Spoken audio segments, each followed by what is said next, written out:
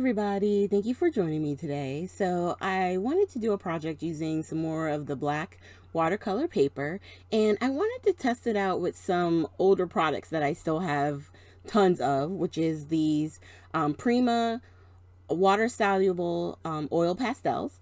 And I've already pulled out the three colors I'm going to play with, but I wanted to show you the difference between these gouache paints that I have been using in the past. So I'm just going to real quick, I'm going to wet some of this blue that's in the gouache tin, and then I'm going to put it on top of the flower here.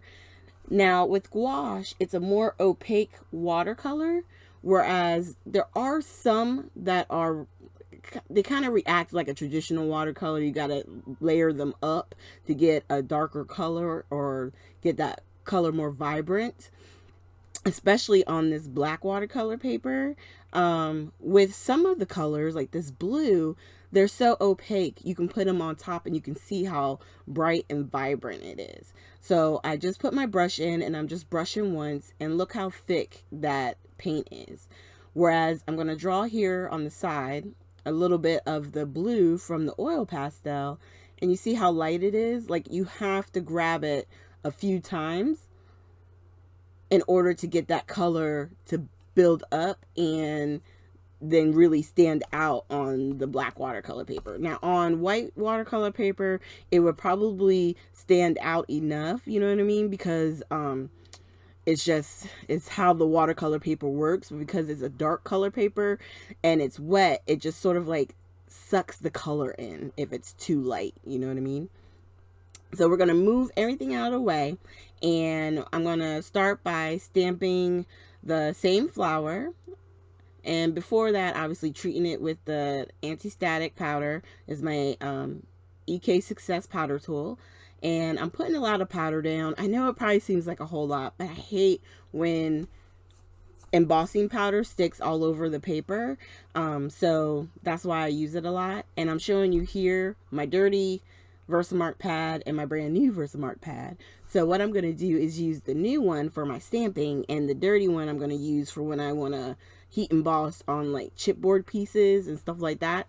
So that way I don't get a really ugly ink pad anymore. So once we press down, we can set this off to the side, and I'm going to grab my Alabaster White from Brutus Monroe, the embossing powder, and we're just going to tap that off. And anywhere where it seems like it might need a little bit more, I'm just going to put that down and then tap again. And then there's a little fuzz in there. I'm going to pick that out and then go ahead and pour that back in. If you don't put your powders into a container, like a separate container, then definitely get you some coffee filters, because it helps in pouring it back into the container. I got that from Amy R. When I first started watching card making videos, she was using the coffee filters. It blew my mind. And ever since then, I always keep some on my desk. Because I love heat embossing, right? Who doesn't? I think that was like one of the first techniques I learned and fell in love with immediately. Alright, so once we heat that up, I'd like to tilt it to make sure that everything is melted.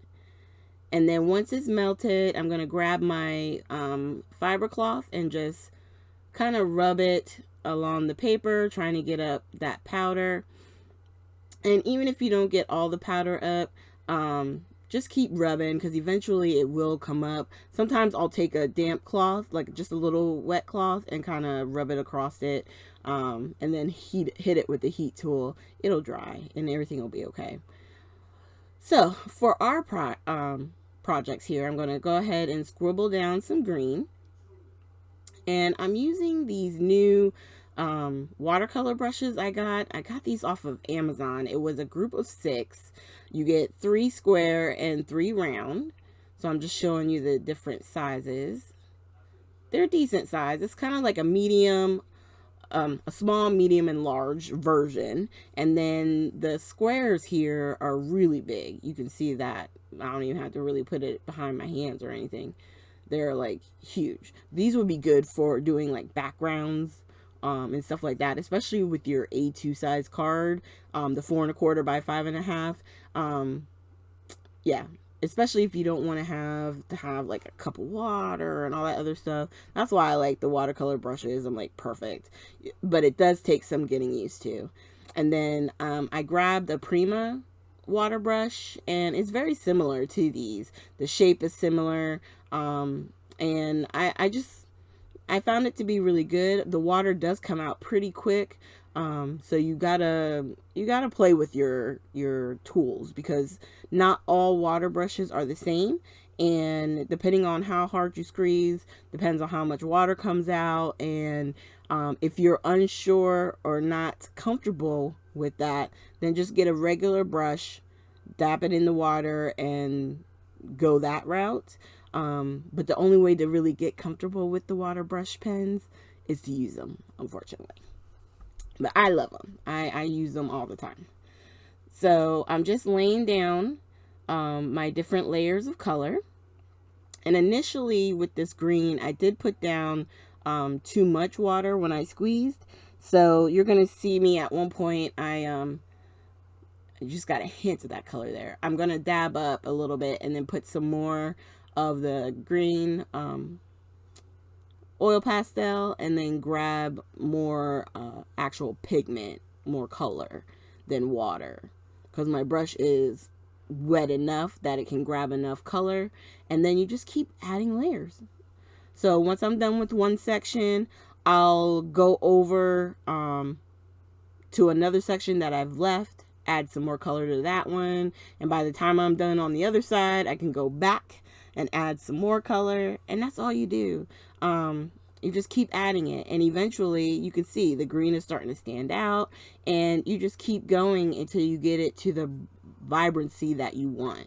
So with the black watercolor paper, especially with your I would say your regular, more traditional watercolors and anything like these oil pastels, depending on the color, you may have to do more than one coat, really, to get the color to really stand out and be vibrant.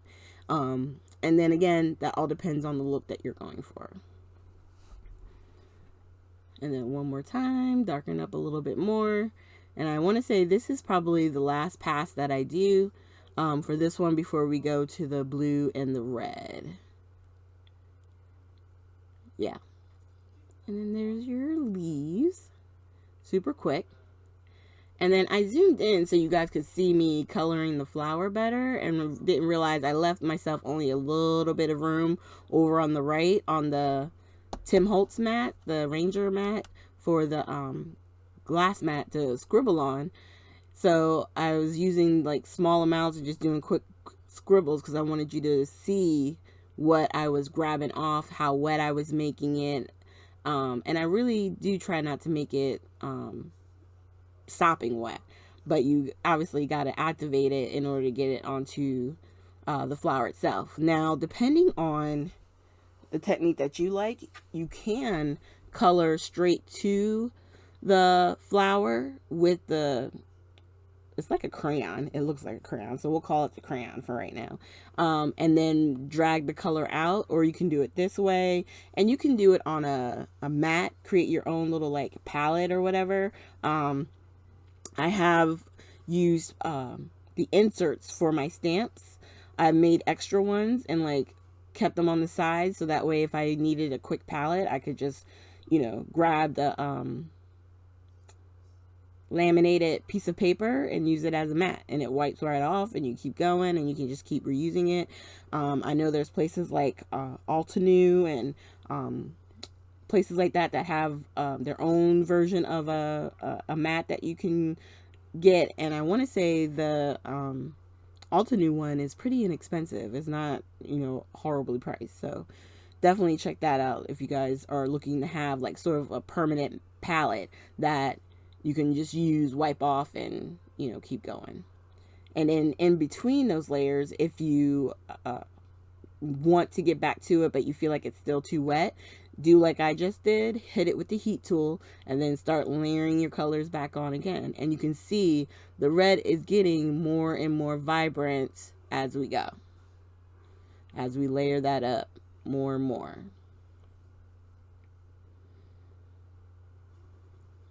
And then, let me see. Do I grab some more? I can't remember. No, I'm just going to put some blue down. I'm going to wipe off my brush using my microfiber cloth. And then start putting down some of that blue. It's definitely a very relaxing process.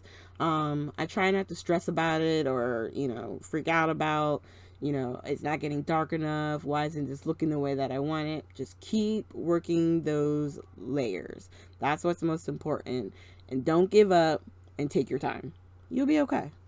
Now, if you want something in a rush, you just want to be able to color it, boom, boom, boom, go, then I would suggest that you get some of that gouache because that does work.